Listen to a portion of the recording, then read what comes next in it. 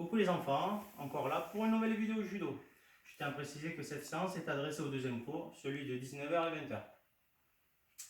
On va travailler debout encore une fois, donc salut debout. Prêt?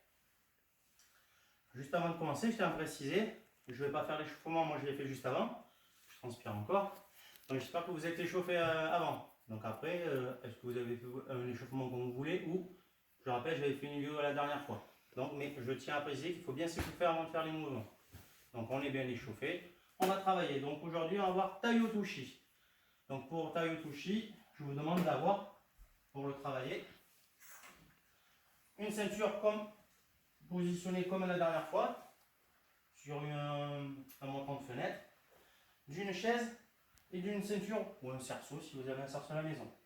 Donc je vais vous montrer Tai-Otoshi. On va d'abord la chaise, vous montrer juste après la chaise qui va servir de partenaire. Là on va faire un petit peu, vous vous rappelez, c'est un peu la même disposition que la séance précédente. La ceinture et le cercle qui fait un peu les jambes du partenaire. Donc je rappelle Tai-Otoshi, main revers, main à la manche. On vient se mettre à côté du partenaire. Donc servez-vous un petit peu ceux qui ont du carrelage à la maison, des joints de carreaux. Et ensuite, on se rappelle par rapport à la dernière fois où on avait travaillé entre les jambes.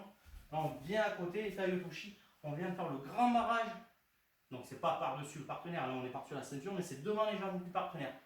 D'accord? C'est pour ça que je vais vous montrer après avec la chaise, avec les pieds. Donc on est bien à côté. On n'oublie surtout pas au début. Le déséquilibre, on va tirer bien. Et là, avec le revers, on vient pousser pour déséquilibrer le partenaire sur sa jambe. Et là on vient tirer. D'accord? Donc là je vous ai montré avec le cercle. Je vous montre avec la ceinture et la chaise. Donc la chaise, c'est votre partenaire. Là, vous allez mettre la ceinture pour bien montrer qu'on est bien sur la même ligne. Je rappelle, la chaise, c'est pas les pieds, c'est les deux pieds de devant qui servent. Donc là, c'est votre partenaire. Donc, on vient se mettre à côté du partenaire et vous voyez, on a bien tiré le bras. On vient et on va mettre la jambe devant. Là, vous faites vraiment le barrage. Et là, je pousse. Le but, quand vous le poussez, c'est de mettre tout le poids sur cette jambe. Vous voyez? Je ouvre, je me mets à côté, je viens pousser, je continue à tirer et je regarde. Le but après c'est de tirer, regardez derrière. J'ouvre, je me mets à côté, je pousse, je continue à tirer, je vais mettre mes pieds là. Alors le principe, attention le genou, posez pas votre jambe droite.